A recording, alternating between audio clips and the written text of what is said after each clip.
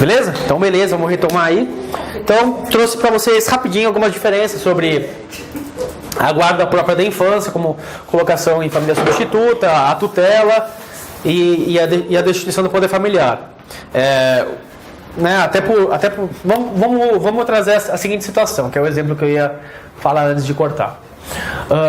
Então, a criança está lá acolhida, né? Está trabalhando com a devolução para a família natural, não deu certo, já percebeu que não vai rolar. Acabou de começar, hein? Mas a avó se mostrou ponta firme, o tio, o avô, sei lá quem é que é, o irmão mais velho, quer lá bancar para tirar o irmão, o filho, o neto, o sobrinho do acolhimento. Essa pessoa não é detentora do poder familiar, né? Então, o que o juiz normalmente faz? Audiência concentrada, como eu falei para vocês, ouve todo mundo, fazer tal, vamos devolver então a criança para o tio? Vamos. Então, o que o juiz costuma fazer? Nesse momento do desacolhimento, concede a guarda provisória por prazo certo, mais ou menos um prazo de 6 meses, 1 ano, seja lá como for, para que esse parente, durante esse prazo, não seja parado por policial, conselheiro tutelar, que ele possa fazer matrícula em escola, todas as coisas que ele precisa fazer durante esse prazo pequeno, e que durante esse prazo ele promova uma ação competente que permita que ele tenha uma situação mais estável. Ou seja, que ele promova a ação de adoção ou de tutela. Me parece que sempre que você está falando de família extensa, é melhor você falar em tutela. Porque imagina só um tio pretendendo a adoção. A gente sabe que parente em linha reta, né, não pode adotar. Muito embora a STJ já excepcionou essa regra, como todas as regras, o STJ já também excepcionou, permitindo, em determinado caso, que a avó adotasse neto. Mas vamos manter o padrão, né? A avó não pode adotar, mas nada há de proibição em relação ao tio. Então, existem muitos casos de tios que pretendem adotar o sobrinho. Eu acho que isso é complicado, porque, vamos lá, o que a gente pretende quando a gente coloca criança em família substituta? Preservar os direitos dessa criança. No momento que você tira essa criança de eventuais pais faltosos ou ausentes, ou seja lá o que for, e coloca ela para algum familiar, essa criança já está tendo seus direitos preservados. Uma tutela já é mais do que suficiente. Você não precisa destituir os pais e com isso até criar uma confusão na cabeça da criança, em que o tio passa a ser pai, o pai passa a ser tio e vamos convir, né? São da mesma família. Então, se esse pai ele é tão faltoso assim, a ponto dele ter que ser destituído do poder familiar, poxa, ele pode ter contato com essa criança, né? Você vai colocar uma restrição? Me parece que não é pensar no melhor interesse da criança você ter uma situação de adoção de tio em relação ao sobrinho. Uma tutela seria suficiente. Afasta o poder familiar, não precisa ser tão drástico de destituir, até porque para suspender é muito mais fácil.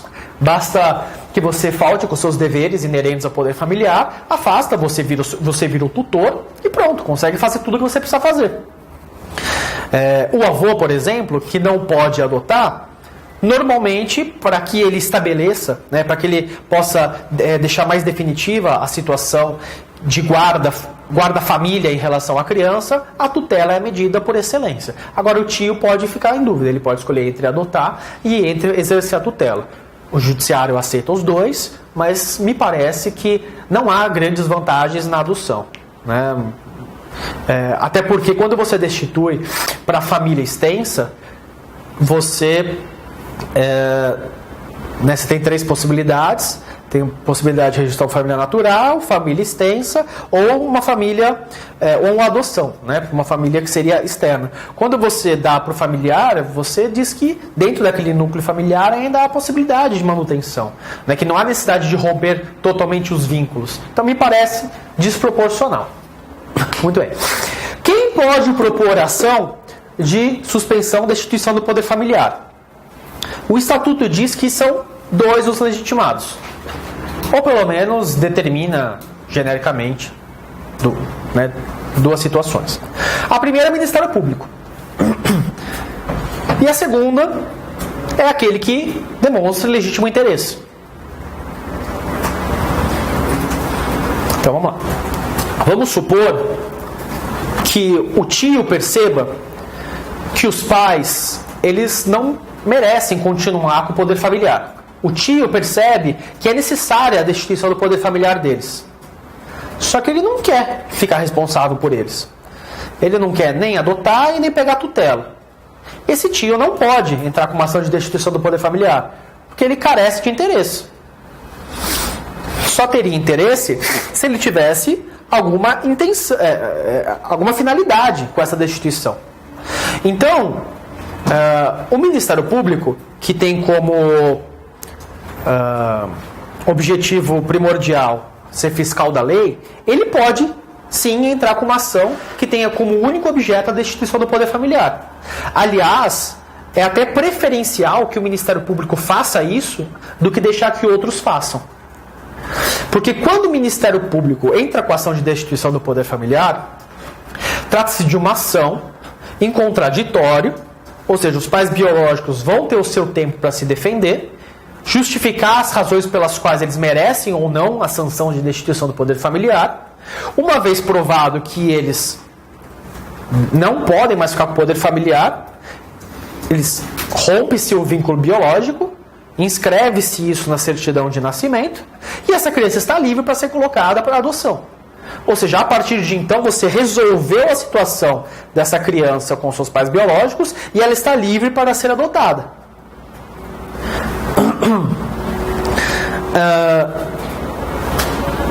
Só que quando o Ministério Público não faz isso, né, você tem essa outra possibilidade que é o legitimado. Não vamos entrar ainda nesse problema. Vamos entrar numa situação que é mais fácil. Direito de família. A mãe acha que o pai não honra com seus deveres. Ela entra na vara da família com a destituição do poder familiar, tranquilo. Vara da família porque ela ainda está preservando os direitos dela. Ou outra situação, na vara da infância. Você tem uma situação que a criança está acolhida e você, tio ou avô, quer entrar com a ação de tutela. Você entra então com a ação de tutela na vara da infância, não porque a competência é exclusiva, ela é concorrente, mas a criança está acolhida. Então você vai entrar com a ação de tutela ali para já pegar a tutela da criança e aí você, como matéria antecedente, pede a destituição do poder familiar. Então trata-se de uma ação de tutela acumulada com destituição do poder familiar.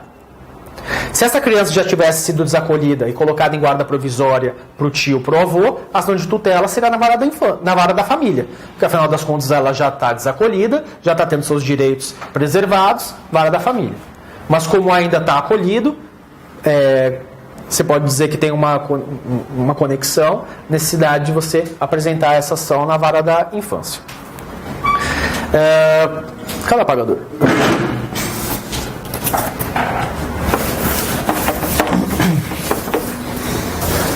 Esse interesse que você está falando. É que é complicado, porque quando a gente fala sobre poder familiar, tutela, adoção, a gente está falando do melhor interesse da criança. E você está falando de uma situação patrimonial. Essa situação patrimonial pode ou não coincidir com o melhor interesse da criança. Se você fica vinculado só à questão sucessória, eventualmente você pode dar mais preferência ao dinheiro, ao patrimônio, do que aos vínculos familiares que essa criança faz jus. Então, vamos supor, o tio quer adotar porque ele tem condições financeiras e ele quer que eventualmente, se ele falecer, aquilo vá para o sobrinho que ele está adotando. Tudo bem, a criança vai ter um conforto patrimonial. Mas e o direito dela de continuar vinculada ao pai, né, relação de pai e filho? Porque a questão de filiação é uma questão de direito, é um direito de Estado, né? É um direito personalíssimo. Então você não pode dispor simplesmente por conta de uma facilidade patrimonial. Eu até entendo que em eventual caso pode ter uma vantagem patrimonial, mas não necessariamente a criança pode concordar com isso. Ou o pai biológico pode concordar com isso. Enfim, não é tão simples como você está colocando, mas eu também compreendo que em eventuais casos pode ser vantajoso. De novo, na vara da infância... de novo, na questão da infância, você pode excepcionar algumas coisas em benefício dos melhores interesses aos direitos da criança.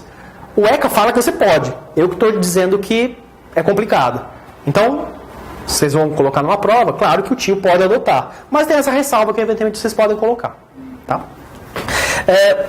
Quando você vai adotar, a regra é que você passe por um cadastro de adoção.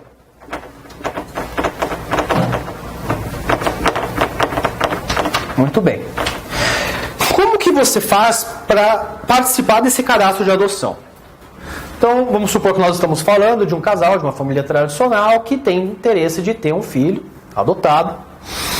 E para isso, o que ele faz? Ele tem que se habilitar. Ele entra, então, com um processo, que ele precisa de advogado, né, para fazer a representação processual. É um processo de jurisdição voluntária, ou seja, não tem parte contrária, onde esses pretendentes vão demonstrar que eles preenchem todos os requisitos, que o setor técnico vai fazer uma avaliação, para que eles possam, então, serem pretendentes à adoção. Esse processo ele é sigiloso, ele é excepcionalmente, privativamente, né, para os pretendentes, Ministério Público, Judiciário. Outras pessoas não tomam ciência do que está sendo dito ali. E tem que juntar vários documentos para mostrar a idoneidade moral, alguns documentos até de comprovação, né, que eu acho que são questionáveis, como comprovante de antecedentes criminais, né, aí questiona-se. Então alguém que teve uma passagem não pode adotar nunca alguém? Né? Ou então alguém que deve, alguém que está com o nome do Serasa, vai ser um mau pai por conta disso? Enfim, existem algumas circunstâncias que eles pedem ali que, ao meu ver, elas são um pouco preconceituosas, mas enfim, o que os pretendentes de adoção têm que mostrar é que eles são pessoas idôneas e que por conta disso eles podem participar, vão ser ouvidos pelo setor técnico, que vai ver se eles estão interessados em adotar porque querem mesmo ter um filho, ou porque eles acham que estão fazendo caridade com isso, ou por interesses escusos, enfim. Oi? Tem que ter advogado. Uma vez habilitados, eles passam a integrar essa lista nacional do cadastro de adoção. De acordo com a nova lei, e salvo engano não havia previsão anterior no ECA, essa habilitação ela tem que ser revista a cada 3 anos. Isso é inovação do ano passado, de ontem. Para que você mantenha sempre atualizado se essas pessoas elas mantêm ainda a possibilidade, a capacidade, a idoneidade de adotar ou não. Uma vez habilitadas, elas compõem um cadastro.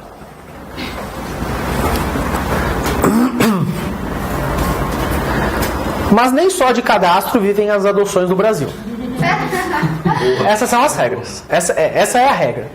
Além disso, salvo engano, é o artigo 50, parágrafo 13. Se não for o artigo 50, é o único outro artigo que chega até o parágrafo 13.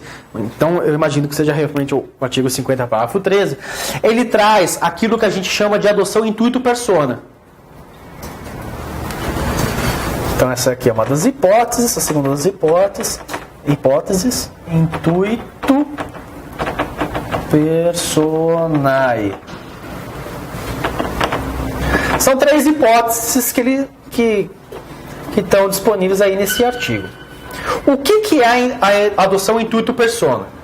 É aquela adoção que a pessoa não participa do cadastro de adoção porque eu não quero adotar qualquer criança. Eu quero adotar aquela criança, aquele adolescente, em razão de alguma história, alguma peculiaridade que eu tenho em relação àquela criança. Então a situação é a seguinte: eu tenho uma relação de afinidade, afetividade com aquela criança, eu quero adotá-la por conta disso, e provavelmente, se não fosse essa relação que nós temos, eu não gostaria de adotar mais ninguém. Né? Ou seja, eu não estou procurando adotar alguém, eu quero adotar aquela pessoa. Então o ECA traz essas 3 hipóteses que excepcionam o cadastro de adoção. A primeira delas que eu vou colocar aqui é da adoção unilateral.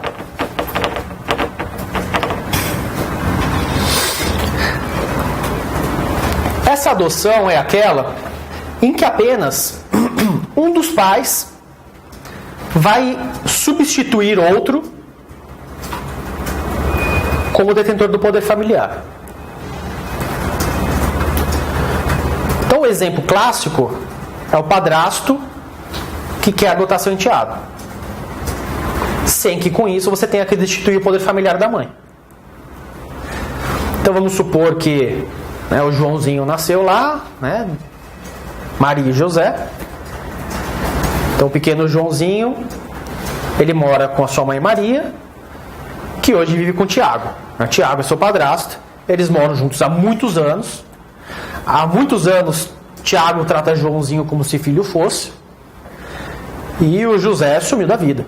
Nunca mais quis saber, nunca mais ligou, não paga pensão alimentícia, sumiu do mundo. Nessa hipótese, o Tiago ele pode entrar com uma adoção unilateral. Adoção, diferentemente de tutela, é sempre na vara da infância.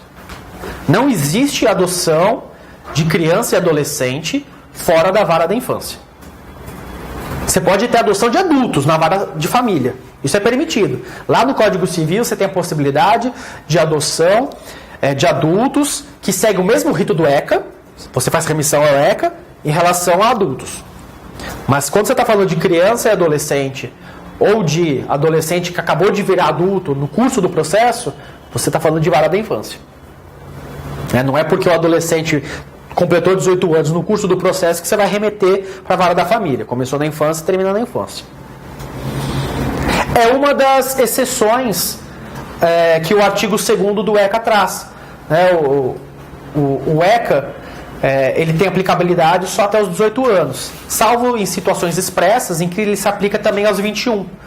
São só duas hipóteses em que o ECA se aplica até 21 anos. Essa, de adoção, em que começou antes dos 18 e completou a maioridade no meio do caminho, e em relação à medida socioeducativa de internação. São as duas únicas hipóteses. Então, vamos supor ali que o padrasto está querendo adotar o Joãozinho. O que ele vai fazer? Ele vai entrar com essa ação de adoção, cumulada com destituição do poder familiar apenas do pai.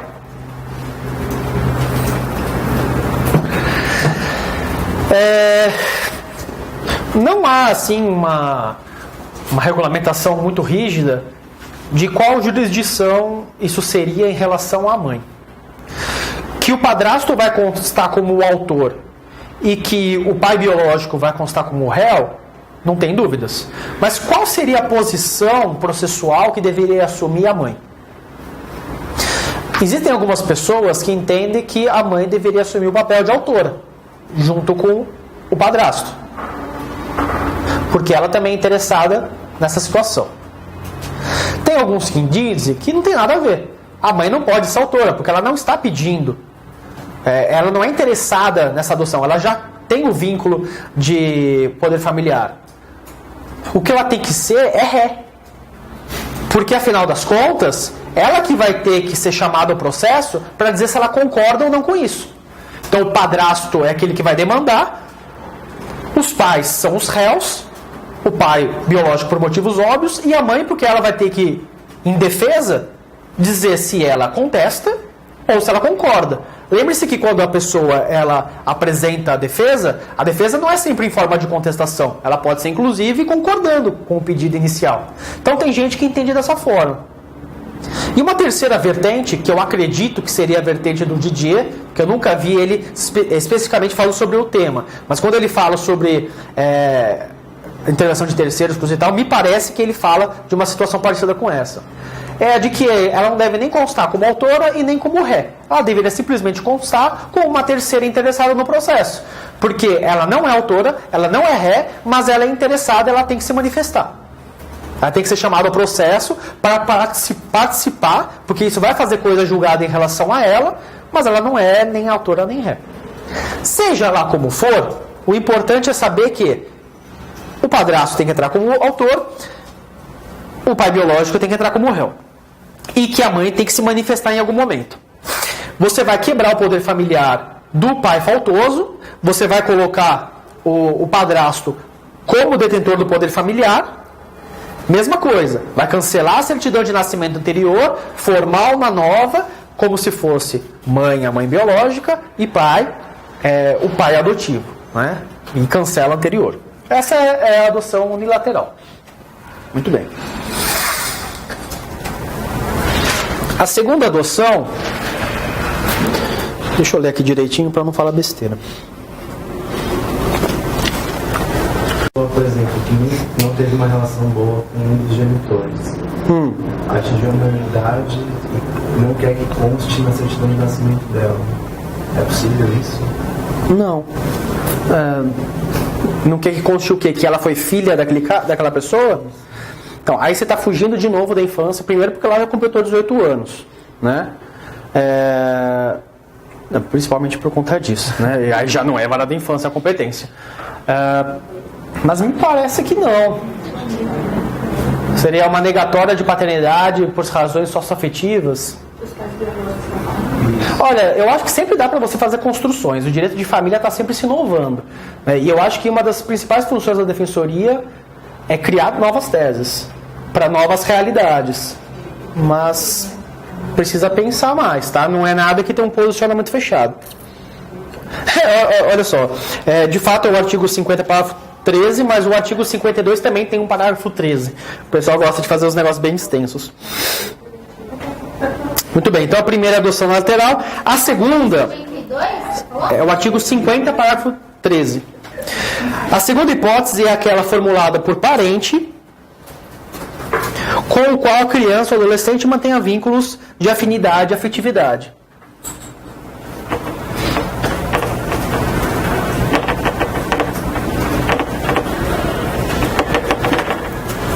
E eu já vou colocar a terceira hipótese, que é aquela hipótese em que o pedido é oriundo de quem detém a tutela ou a guarda legal de criança, que tenha mais de 3 anos,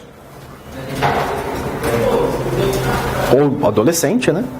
Desde que o lapso de tempo de convivência comprove a fixação de laços de afinidade e afetividade, e não seja constatada a ocorrência de má-fé ou qualquer uma das situações de venda de criança e por aí vai. Então vamos lá. Tutela ou guarda legal, ou seja, nós estamos falando daquela guarda que foi conferida em juízo, não da guarda de fato, né? De criança com mais de 3 anos. E é interessante apontar a criança mais de 3 anos, porque não foi essa idade que eu trouxe para vocês, que seria a adoção tardia? É mais ou menos isso. Então, olha só, a criança já está com guarda, já está com tutela dessa pessoa. Ela já tem mais de 3 anos. A probabilidade dela ser adotada, se a gente devolver ela para o acolhimento e for pelo cadastro, é pequena. Então, deixa. Né? Desde que tenham sido criados vínculos de afinidade e afetividade,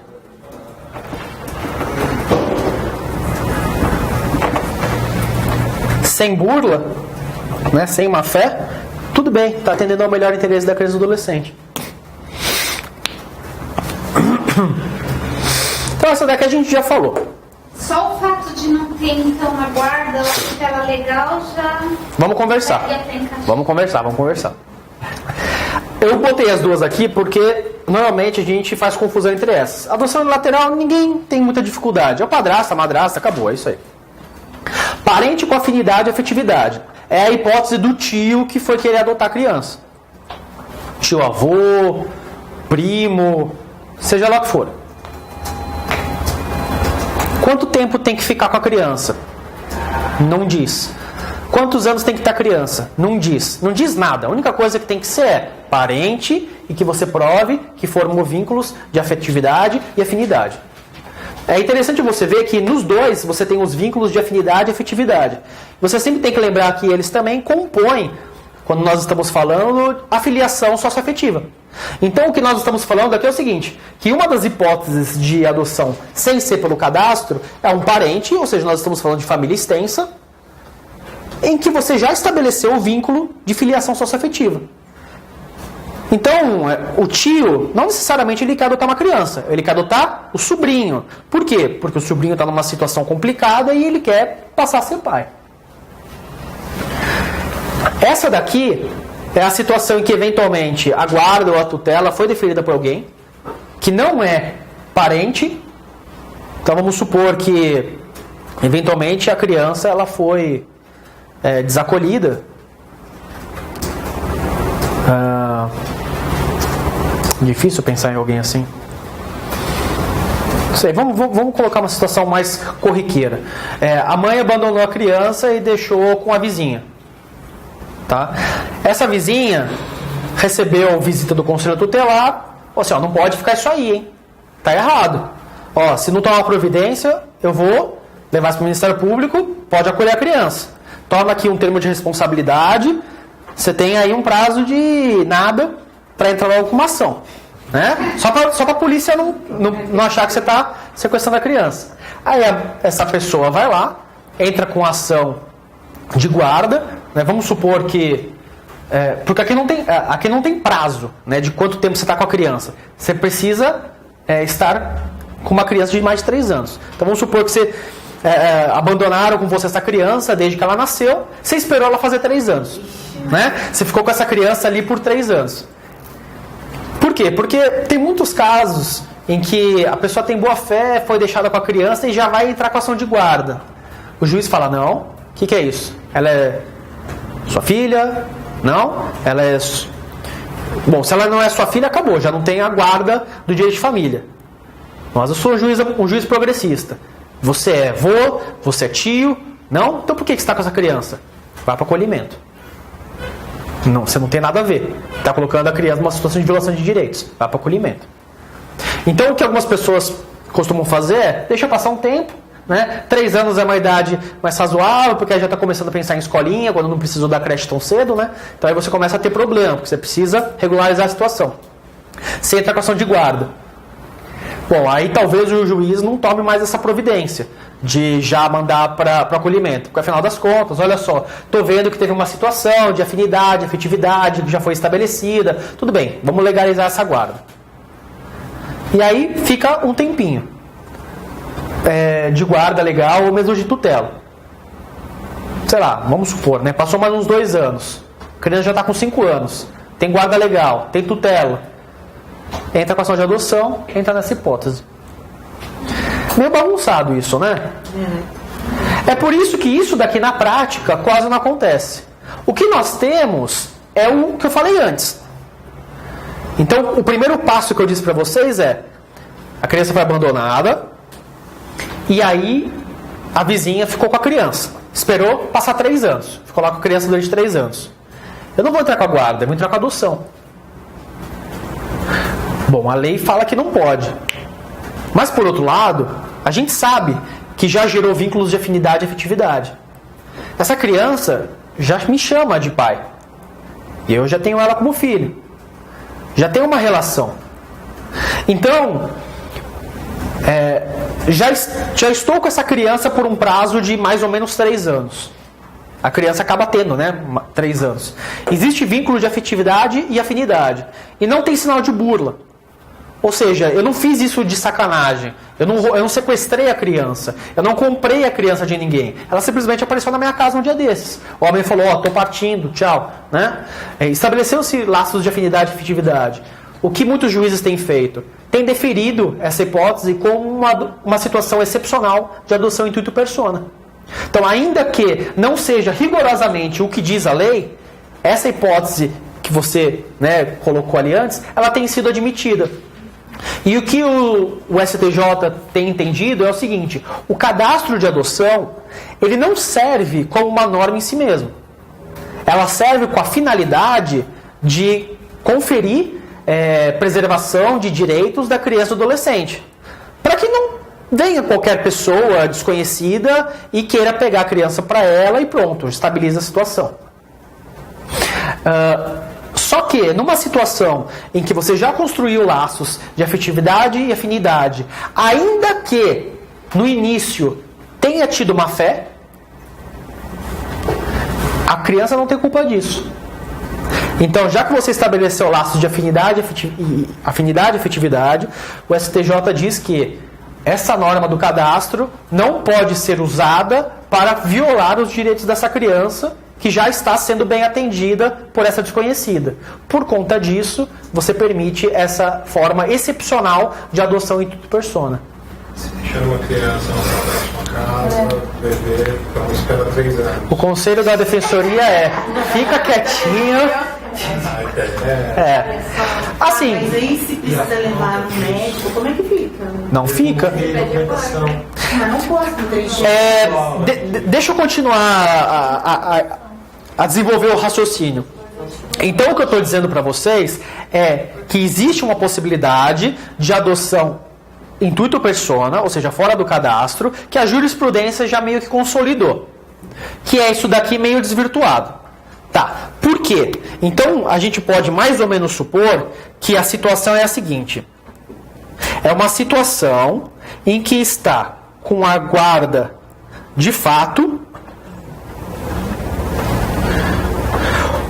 por tempo suficiente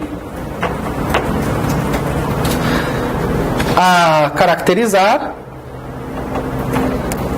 vínculos de afinidade mais afetividade. Se existisse uma norma, né, assim, flutuante, acho que seria mais ou menos isso daqui que a jurisprudência tem entendido. Então vamos comparar essa hipótese do que consta aqui. E é importante que vocês saibam o que está aqui, porque se eventualmente cair uma questão múltipla escolha só com as hipóteses legais, vocês precisam saber dessa daqui. Enfim, tutela ou guarda legal? Bom, a gente não precisa que você tenha de fato, então, a tutela ou guarda legal. Por quê? Porque as relações socioafetivas, elas acontecem independentemente do papel. Então não é porque você soube por um advogado que você tinha que entrar com o processo e o outro não, que você é melhor do que o outro. Ou então que a criança te ama mais ou menos por conta disso. Né? Se você criou o vínculo de afetividade e afinidade, na verdade o papel é o menos importante. É o papel que tem que se adequar à realidade social e não o contrário. Mais de 3 anos. Tudo bem, percebemos que talvez tenha um caráter utilitário isso. Né? Por que 3 anos? Talvez uma adoção tardia, vai ser mais difícil, vamos estabilizar. Tem juízes, como por exemplo em Santo André, que não exigem esse prazo de 3 anos. Basta que não seja de um dia para o outro. Mas assim, já teve casos de um pouco menos de 1 ano que a gente conseguiu entrar com a ação, deferiu e tudo mais. Desde que a gente tenha comprovado que há uma relação de afetividade e afinidade, principalmente dessa pretendente em relação à criança, que todas as questões estão sendo bem cuidadas, né, não está faltando nada para essa criança, coisa e tal. Já vi possibilidade disso também. Por isso que eu coloquei aqui, tempo suficiente, nem sei o que é aqui, capacitar, vínculos de afinidade e afetividade, acho que é isso. Caracterizar. Nossa, mas a minha letra, hein? Nem eu entendo. Caracterizar, pronto, muito bem. E sem burla. Veja só, me parece que situações absurdas como o tráfico de criança, eu não vi isso ainda decidido, mas me parece que o judiciário não vai chancelar uma situação dessas, ainda mais se for pouco tempo. Mas, por exemplo, vocês lembram de um caso lá atrás, eu não lembro o nome da senhora, mas ficou conhecido esse caso. Uma senhora que sequestrou uma criança na maternidade. Pedrinho, caso Pedrinho, isso mesmo. Sumiu com a criança na maternidade. E esse caso veio à tona, acho que porque ela se arrependeu e resolveu contar para o mundo inteiro, quando essa criança tinha 16 anos de idade. Dona Vilma, perfeito, olha, minha memória tá boa, hein? Dona Vilma e Pedrinho. É isso mesmo. Então a Dona Vilma, eventualmente, poderia ser responsabilizada pelo crime de registro de filho alheio em nome próprio. Porque se você for analisar esse tipo penal na doutrina penalista, não ocorre a prescrição do ato do registro. A prescrição ela se inicia de quando esse ato é descoberto. Até porque disse que privilegia-se a fé pública e tudo mais, e é quando isso vem à tona que começa a correr a prescrição. Então a Dona Vilma, provavelmente, ela sofreu um processo criminal por esse delito, esse tipo penal. Mas eu provavelmente, imagino que ninguém entrou com uma ação de destituição do poder familiar contra a Dona Vilma. Porque Dona Vilma e Pedrinho já estabeleceram uma relação de paternidade, filiação socioafetiva. Então, ainda que tenha tido má fé no seu início, e ainda que tenha tido burla, a questão de vínculos de afetividade e afinidade fez com que Pedrinho reconhecesse Dona Vilma como sua mãe e que aqueles pais biológicos até tivessem como perdido essa causa. Uma situação de adoção brasileira, que é bem esse caso, né? Mas vamos supor que ainda você pegue mais recente, né? O típico caso do novo namorado da mãe que resolveu assumir o filho do outro, né? Quis bancar, quis mostrar que, olha só, né? E aí foi lá e registrou. E aí o ex-marido, que descobriu que o filho era dele, quer processar porque está com ciúmes e coisa e tal. Eventualmente essa pessoa até pode ser processada. Mas a relação socioafetiva normalmente tem sido mantida. Ainda que em casos de adoção brasileira que não costumam ser bem vistos.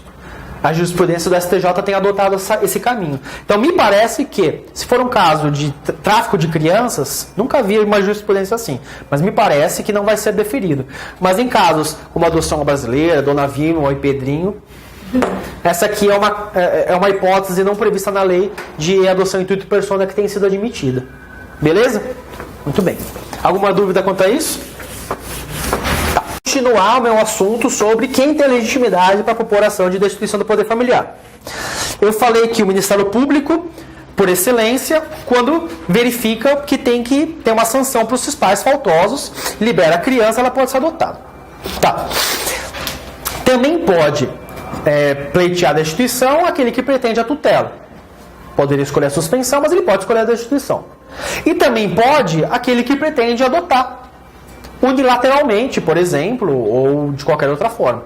Então vamos supor que eu sou o padrasto, né? Quero adotar, vou colocar o pai biológico no polo passivo. Para eu poder adotar essa criança, é questão prejudicial que eu peça a destituição do poder familiar. Então, nesse momento, eu sou um legitimado porque eu demonstro interesse na propositura de uma destituição do poder familiar. Perceba que eu não posso propor uma ação de destituição do poder familiar isolada por si só. Eu estou propondo ela vinculada com a adoção, porque assim eu consigo mostrar o interesse que eu tenho na causa, a pertinência temática, podemos dizer assim, e justificar o porquê eu sou legitimado. Então, nesse caso, eu posso pedir a destituição junto com a adoção. Outra situação. Vamos supor, então, que eu sou um dos parentes, né? Eu sou tio e eu quero adoção. Eu também posso entrar com a ação de destituição do poder familiar, cumulada com a adoção, porque eu quero tirar os dois pais faltosos e já entrar com a adoção por si só. Por que é ruim que o Ministério Público entre primeiro com a destituição para depois você adotar nesse caso? Porque um pouco que não faz sentido. A criança já está sobre a sua guarda. Por que eu vou deixar um terceiro, que não conhece tão bem a realidade do caso, mover essa ação de destituição do poder familiar, sendo que a criança já está comigo, para que depois eu promova a ação? Não faz muito sentido. Então, o legitimado já pode entrar com a ação. Essas são as situações que me parece que são as mais adequadas para essas proposituras, tanto do MP quanto dos pais. Agora vamos entrar para os casos mais conflituosos. Professor, uma dúvida. Tem algum tipo de adoção em cartório? Existe. Quando você fala adoção em cartório, você não pode falar em cartório de registro de pessoas naturais.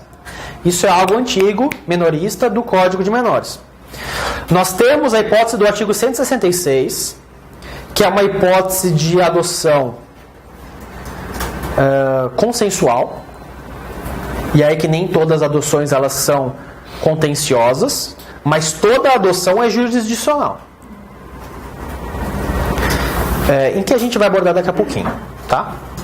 Se no final da aula eu esquecer dela, você fala, professor, e aquela hipótese, tá bom? Vamos entrar então um pouco mais nos casos conflituosos, que até agora está fácil. Vamos imaginar que tem uma criança que está no acolhimento. E o Ministério Público, por preguiça ou conveniência, preferiu não entrar com a ação de destituição do poder familiar, ainda que ele ache que seja o caso. Mas o juiz já determinou que essa criança não vai mais retornar para a família de origem.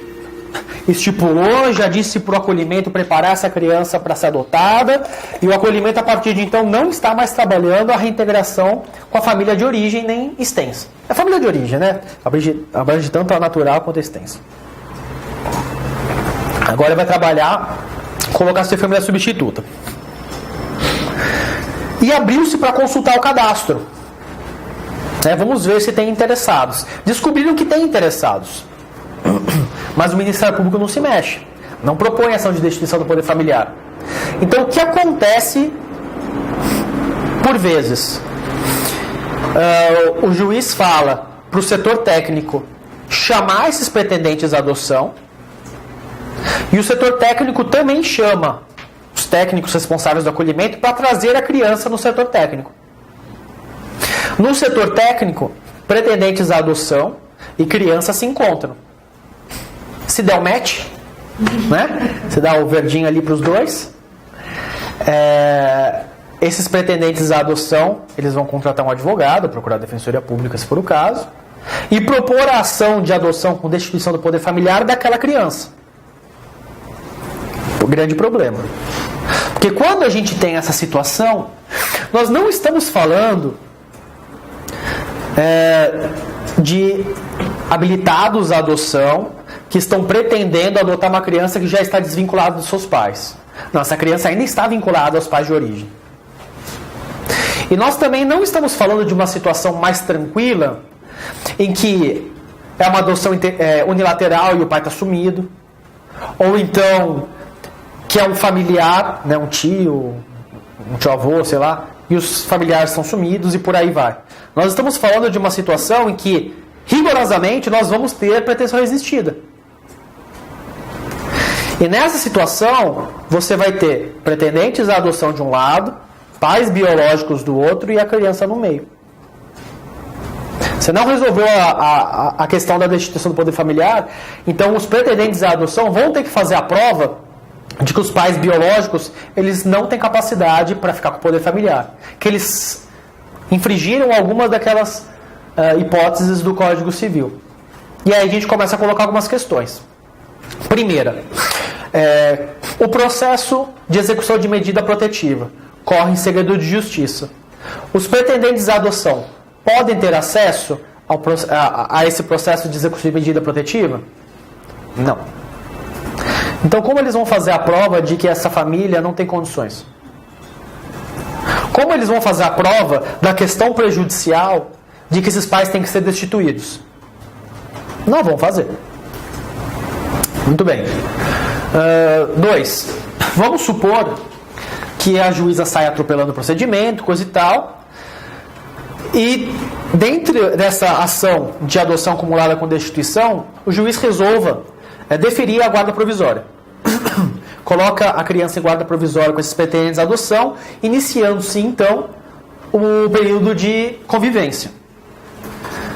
Os pais biológicos ainda estão brigando pela criança. Eles não foram destituídos. Então, se eles não foram destituídos previamente, é nessa ação de adoção com destituição por familiar que vai se promover o contraditório. É ali que vai ter a pretensão resistida. Então, é nesse procedimento que eles vão brigar. É por isso que muita gente fala que o processo de adoção demora. É porque eu estou há 4 anos já com a criança e não resolve o problema. Não resolve por quê? Porque tem uma questão prejudicial que não foi definida ainda. Eles podem ter acesso para se identificar.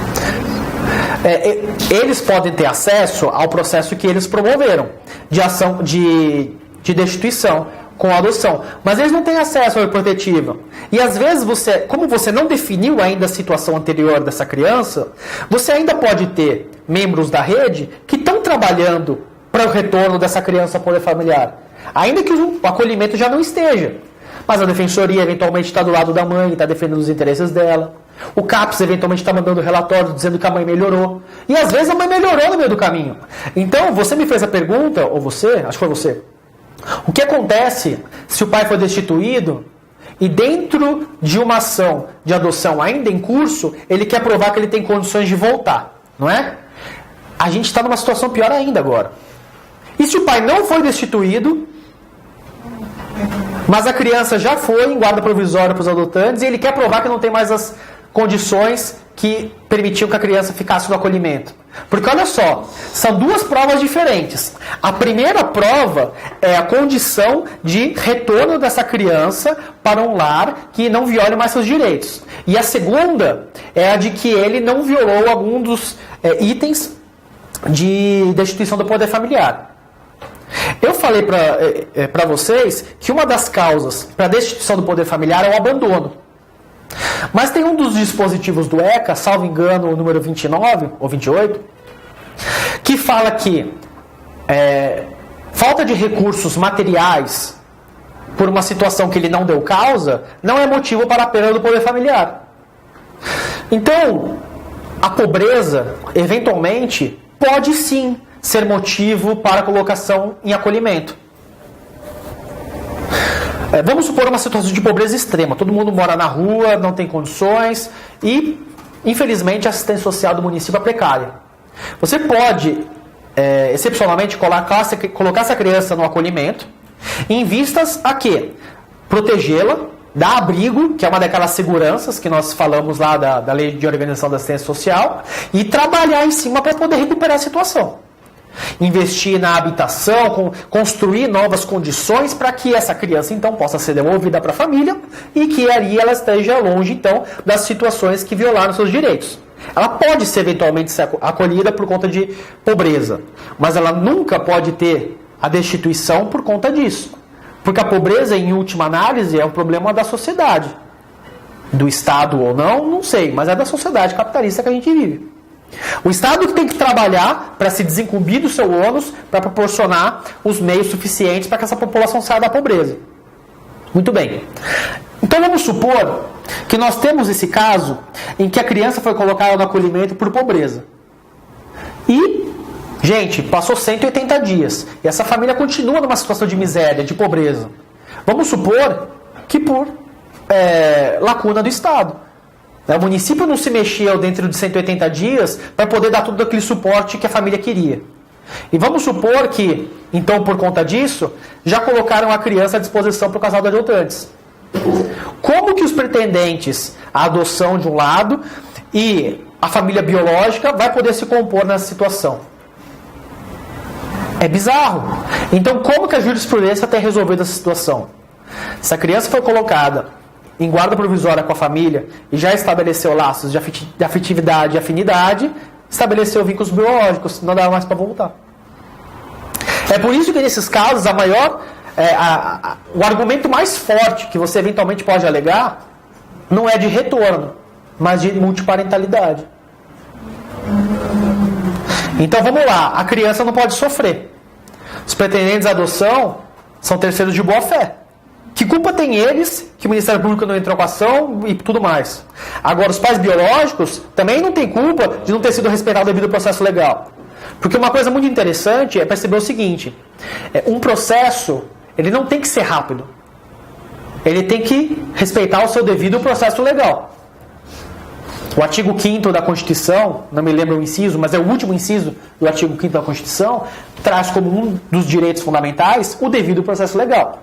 E o devido processo legal não é nada mais do que a duração...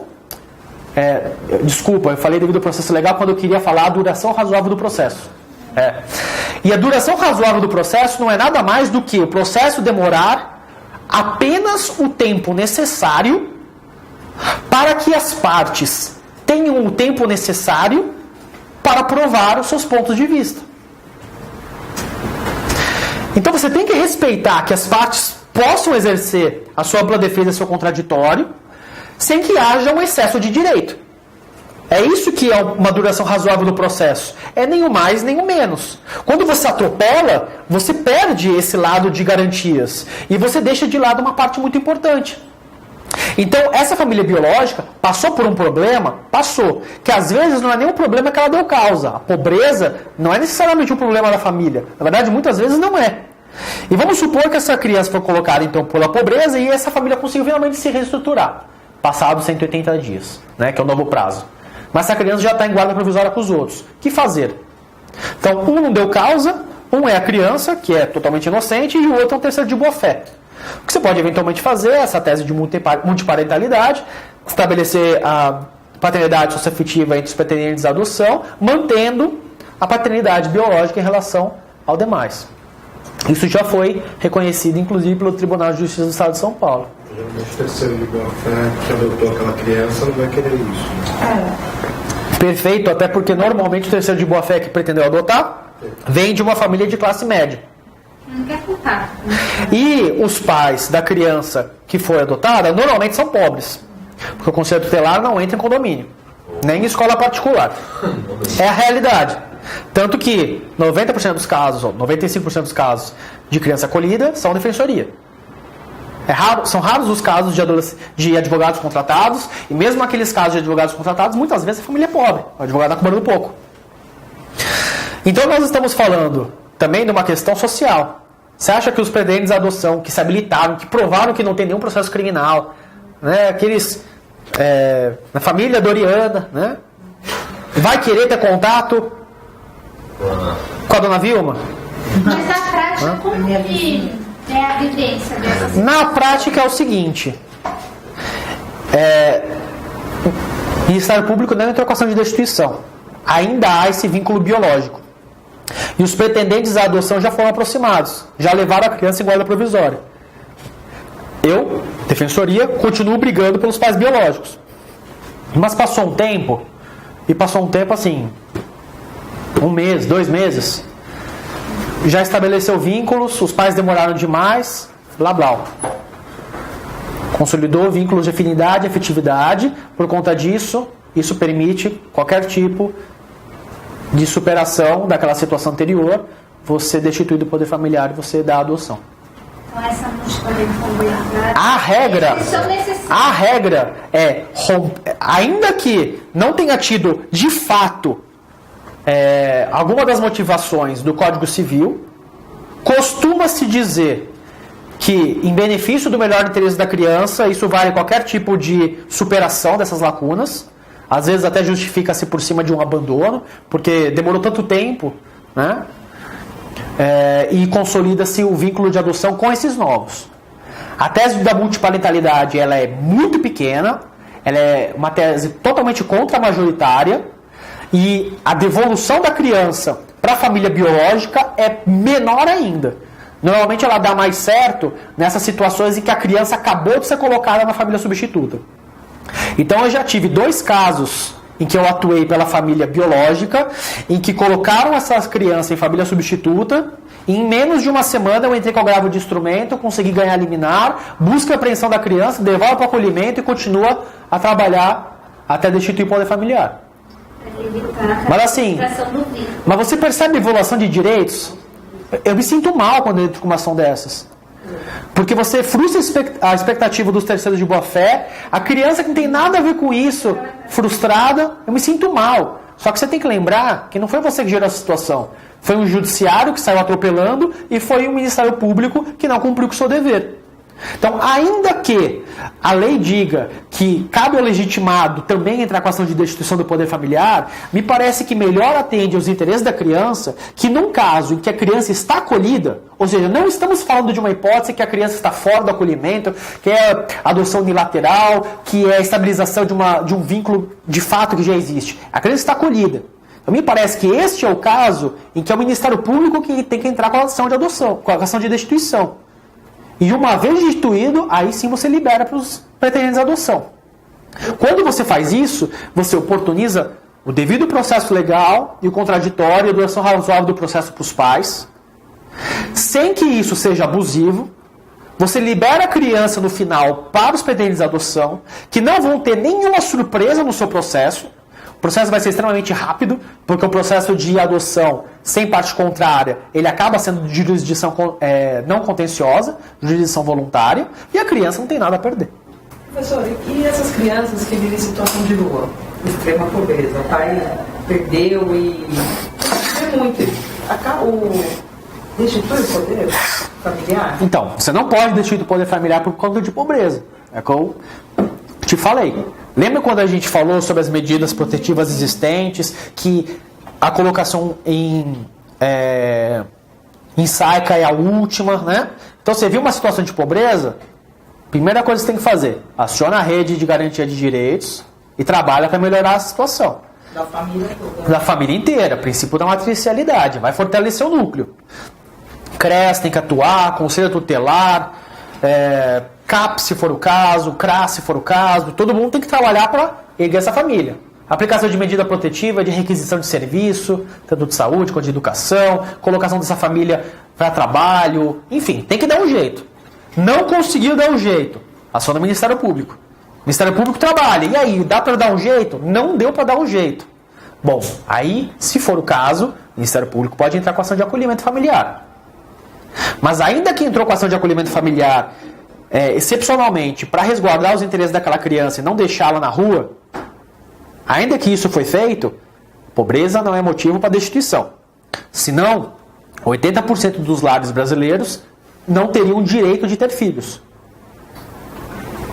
Olha a política, família, né? olha a política higienista que seria permitida se esse senso comum fosse tolerado. Porque 80%, segundo o IBGE, é o número de famílias que ganham até 3 salários mínimos de renda familiar, que é a população defensoria. Então, se a pobreza fosse causa para tirar, pobre não teria direito de ter filho. E tem muita gente que tem esse pensamento. E aí, olha o pensamento, melhor interesse da criança, um pensamento totalmente utilitarista. E eu já ouvi isso. De técnica do setor técnico. Doutora, a defensoria não pensa no melhor interesse da criança. Vocês só se preocupam com os pais. Porque se você se importasse com o melhor interesse da criança, você não ia deixar que ela ficaria nesse lar onde ela mora na favela, com traficante por perto. Pretendente de adoção, vai colocar ela na escolinha de inglês, vai ter escola particular, vai ter direito a judô. Você não prefere que ela tenha isso? E é triste, porque você está falando de um sistema capitalista que é eminentemente desigual. E se você aceitar esse argumento, você está dizendo que os ricos ou o pessoal de classe média têm o direito de comprar os filhos dos pobres. Que pobre não tem direito de ter filho e que o rico pode comprar o filho do pobre. Você está mercantilizando as crianças. Você está transformando elas de novo em objeto. Como se a questão do estado de filiação fosse uma questão meramente de colocação num lar de quem tem mais dinheiro. Por isso que eu bato na tecla de que você tem que analisar o princípio da matricialidade, que é reerguer essa família, melhorar todo esse núcleo familiar, porque não adianta nada você salvar aquela criança. Por isso que eu não gosto dessas ONGs que se denominam Save the Children, né? Salvação da criança, porque você não está lá para salvar a criança. Quem salva a criança esquece o núcleo familiar que ela pertence. Então você salva essa criança, mas dentro do nosso sistema excludente, ela eventualmente vai pegar um posto que vai tirar o lugar de uma outra pessoa. Ou seja, o ciclo simplesmente vai girar. Né? Se você tem que ter um presidente da empresa para você ter milhares de funcionários, você só vai conseguir, né, vamos supor, você só vai conseguir tirar alguém dos funcionários e colocar na presidência se aquele que ia ser o presidente passar a ser funcionário. Ou seja, a roda vai girar. E aquela família que gerou alguém que foi salvo vai continuar gerando gente pobre, a menos que você meta a laqueadura naquela mãe, que na hora de abrir as pernas é uma maravilha. Né? Eis o discurso popular. Perceba a política higienista do que eu estou falando. Então, vem me acusar de que eu trato a criança como objeto porque eu só presto atenção no interesse da família. Mas tem um comportamento mais objetificador ainda, que acha que o que é bom para a criança é estar num lar que tem condições financeiras. É óbvio que todo mundo quer uma condição financeira favorável. Só que isso não é uma questão de salvar uma criança, é uma condição de política pública. A política pública tem que se reerguer, né, e melhorar a situação da população como um todo. Senão você vai dizer que pobre não tem direito de ter filho. Entendeu? Então, o acolhimento pode ser sim uma hipótese para aquela pessoa que é pobre, para servir como último recurso, segurança de abrigo. Mas nunca para ser uma possibilidade de você levar para uma família substituta. O que tem que levar para uma família substituta são aquelas hipóteses que eu coloquei para vocês do ECA, do Código Civil. Então o pai abandonou, sumiu do mapa, ou bateu na criança e você percebe que o cara não vai mudar. Porque o cara pode ter batido na criança até de uma forma desmedida, passa por, sei lá, 1 ano de psicólogo intensivo, e o cara aprende que não pode mais fazer isso. Não é porque o cara bateu desmedidamente que o cara não pode nunca mais ser pai. Porque se for assim, então toda vez que ele tiver um novo filho, vai ter que ser tirado logo. Né? E aí, de novo, você entra naquela ideia de pena perpétua. As pessoas têm o direito de errar e têm o direito de mudar. Né? E de consertar e de... Então não é porque você cometeu um ato absurdo que nunca mais você vai poder ter direito de ser pai ou de se recuperar. Mas enfim, você tem que ter cometido um desses atos muito graves para poder ter seu filho tirado de você. Pobreza não é um deles. E aí vendem a ideia de que tem um monte de gente no acolhimento e um monte de gente na habilitação. Não, mas tem um monte de gente com 2 anos que está aí disponível. É, porque está lá por conta de pobreza, ou por conta de um uso de drogas que o pai fez, mas ele está lá recuperando, está indo no CAPS, está melhorando, e logo menos ele vai conseguir pegar a criança. Então, essa ideia da conta não bater não é uma questão fácil, é uma questão muito mais complexa do que normalmente é vendida pra gente. Nesse ponto, quanto tempo normal, em média, que seguindo essa linha, Vamos lá. a gente está com 2, 3 Muito anos, bem. está numa vida, os pais estão tentando melhorar, seja por pobreza ou... Não dá para decidir. Não dá para decidir. É a equipe técnica do judiciário somada à equipe técnica do acolhimento em trabalho com a rede que chegam num consenso. Né? Dá para investir. Vamos continuar. É família natural que a gente tem que investir. Dá para investir, dá para investir.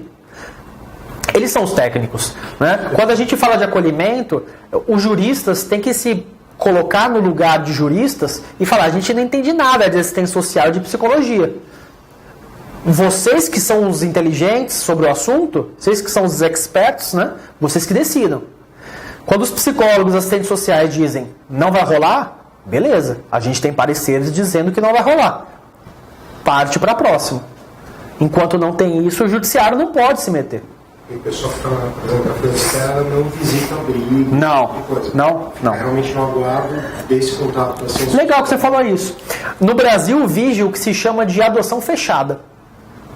A adoção fechada é aquela que você não tem contato anterior com a criança, você não sabe qual é a criança, e você também não tem conhecimento dos pais.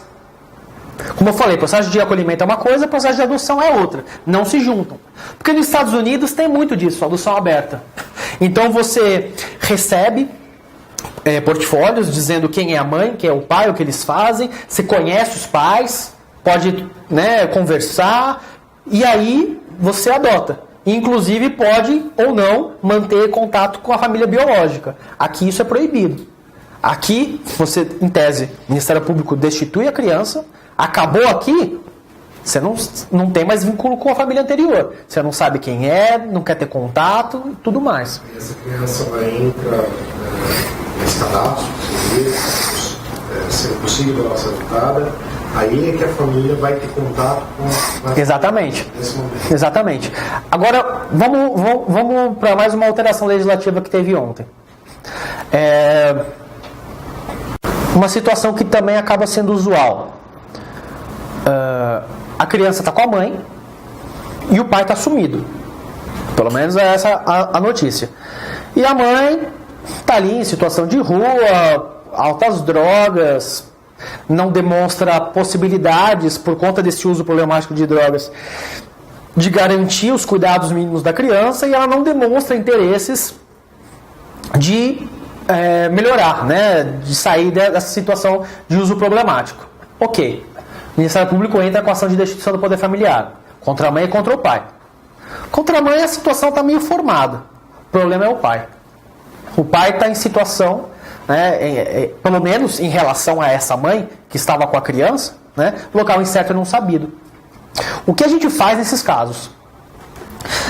Nesses casos, normalmente o judiciário tem entendido que é necessário expedir os ofícios de praxe para encontrar aquele que se encontra no momento ausente. Então tem quem entenda que tem que mandar ofício para o CAEX, para o Bacen, para o Ciel, para Deus e o mundo. O Tribunal de Justiça do Estado de São Paulo fez um termo de cooperação com a Defensoria de São Paulo, com o Ministério Público, dando uma restringida nesses ofícios. mas exigindo que algumas providências sejam tomadas. Então, não é nem infinitos ofícios a permitir que o processo se estenda indefinidamente, mas também nem uma coisa sem mais nem menos, né? Porque alguns juízes também achavam que, bom, não tem onde achar, segue o processo, segue a nossa. Então, esse termo de cooperação, firmado, de novo, só em São Paulo, garantia que alguns lugares tinham que ser oficiados. Banco Central, SPC, Serasa, Cielo, por aí vai. Então, chega a ação de destituição do poder familiar, fala que o pai está no local incerto e não sabido. Já expede todos os ofícios o mais rápido possível para ter o retorno, não deu certo, cita por edital, manda para a defensoria, atua como curador especial. Isso não demora muito.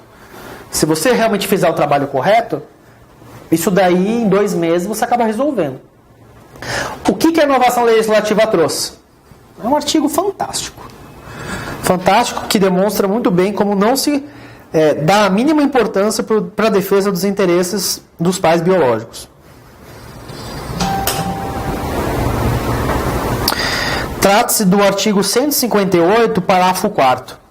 Segundo a inovação de ontem, na hipótese dos genitores encontrarem-se em local incerto ou não sabido, serão citados por edital no prazo de 10 dias em publicação única, dispensado o envio de ofícios para localização. Então veja bem, vamos que o Ministério Público entrou com a ação. O Ministério Público é um burocrata. Ele trabalha no fórum, ou sei lá, no gabinete dele. Ele não conhece a realidade das pessoas. E de repente a conselheira tutelar trouxe essa criança para eles. A criança foi deixada no hospital. Não sabe quem que é. O Ministério Público não sabe a realidade dessa família. Ou tem só o DNV ali com o nome da mãe, coisa e tal, né? Declaração de nascido vivo com o nome da mãe. Como que o Ministério Público vai saber quem é a família dessa pessoa? Não sabe. A probabilidade de colocar só o nome da mãe do DNV e pai desconhecido, todo mundo em local incerto e não sabido, é muito grande. Então, qual que seria a consequência disso? Entrou com a ação, 10 dias depois já está citando por edital e está com o barco. Ninguém nem procurou esses pais. Ou então, vamos supor que tem alguém que está promovendo essa ação de destituição com a adoção. E essa pessoa agiu de má fé. Né? Vamos supor que essa criança foi deixada com a vizinha sabe onde os pais biológicos moram, mas já está 5 anos com a criança. Não quer correr o risco de perder a pessoa que ele já tem como filho. Vai colocar que está em local incerto ou não sabido. Ou, ainda se ela não está agindo de má fé, ela não tem acesso aos sistemas e ela não quis fazer muita questão de encontrar os pais. Afinal das contas, o problema deles. E o outro em local incerto ou não sabido. E aí você atropela os procedimentos, cita por edital, todo mundo lê o Diário Oficial, não é mesmo? Né? O curador especial é nomeado, faz aquela defesa, né? Negativa geral, e de repente já é destituído e a criança já está em adoção. E aí de repente aparece o pai que estava preso e ninguém fez uma mísera pesquisa no CIVEC, que é a coisa mais fácil do mundo, e falou, estou preso. Peraí, como assim me destituíram? Ou estava em coma, vai saber, né? Olha, não, mas a adoção já foi feita. Desculpa, o que é CIVEC? CIVEC é o Sistema de Informação das Várias Execuções Criminais.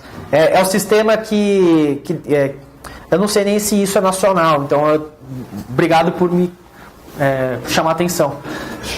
Não, né? Talvez seja só do estado de São Paulo. Bom, é um sistema que você tem acesso a todos os processos de execução, folha de antecedentes e por aí vai. É algo super simples. Todo juiz tem acesso ao CIVEC. Assim como todo juiz tem acesso ao Bacen. Advogado tem acesso ao CIVEC? Não, mas a defensoria tem. Mas a defensoria tem. Por isso que o advogado, por exemplo, pediria que o juiz emitisse o ofício. O que é o juiz emitindo ofício para o CIVEC? É ele mandando o cartório fazer consulta. O que é o juiz fazendo consulta ao Bacen? É pedindo para o seu cartório fazer consulta. Então, tem muitos desses serviços que estão à disposição do judiciário, que gastaria quase nada. Ou seja, no mesmo dia você poderia fazer a consulta. Mas com essa vontade, de repente, de dar uma resposta para a sociedade, tal qual o direito penal simbólico, né? De pessoas que não entendem nada sobre infância ou que são muito interessadas nos interesses dos adotantes. E aí eu repito, esse projeto foi encabeçado pelo IBDFAN, que é formado por muitos advogados que defendem pessoas que têm condições financeiras, passa-se por cima de um monte de medidas fáceis, que são plausíveis, pai preso. Não, né, eu tive um caso assim, que o pai foi preso e de repente descobriram que tinham 6 crianças abandonadas e não apareceu ninguém. Acolheu as 6, já saiu distribuindo as crianças, tá? E o pai estava preso, ninguém fez uma consulta no CVR que ele estava ali, né? Então, por isso daqui, o pai vai sair, cadê meus filhos? Foram adotados. Desculpa, senhor, já deu. Ou imagina, também é ruim, você vira para os adotantes, né, 2 anos depois, fala, então, eles estavam presos, vai ter que entrar com uma rescisória, e você corre o risco de perder eles. Delícia, né? Isso aqui é extremamente violador de direitos. Então, me parece que esse dispositivo que acabou de entrar, primeiro, ele é flagrantemente inconstitucional, por ser a ampla defesa, contraditório e a duração razoável do processo. Segundo, se o juiz for minimamente preocupado, ele vai ler esse dispensado não como um proibido. Né? Então, para tentar salvar isso daqui, vamos supor que o pretendente à adoção já apresentou todas as provas possíveis de que a família não vai ser encontrada de jeito nenhum. Então, sei lá, vamos supor que é uma adoção unilateral. E o padrasto vai lá e mostra que a mulher está entrando com a ação de execução de alimentos a rodo. E que há 1 mês atrás acabou de expedir todos os ofícios possíveis na ação de execução de alimentos e que não acha o cara em lugar nenhum. Bom, talvez, nesse caso, né, para tentar agilizar, já que você já fez, né, pega uma prova emprestada, você possa dispensar a expedição de ofícios. Mas em todas as outras oportunidades, não. Me parece que essa talvez fosse a única situação que você salva de inconstitucionalidade desse dispositivo. Então você pode dispensar, desde que tenha prova pré-constituída. Mas mesmo assim eu acho complicado. Gente, tem coisa pra caramba pra falar. Eu tenho 4 minutos. Eu acho que dá pra... Eu acho que eu vou ter que voltar mais uma aula aqui, né? Vamos encerrar.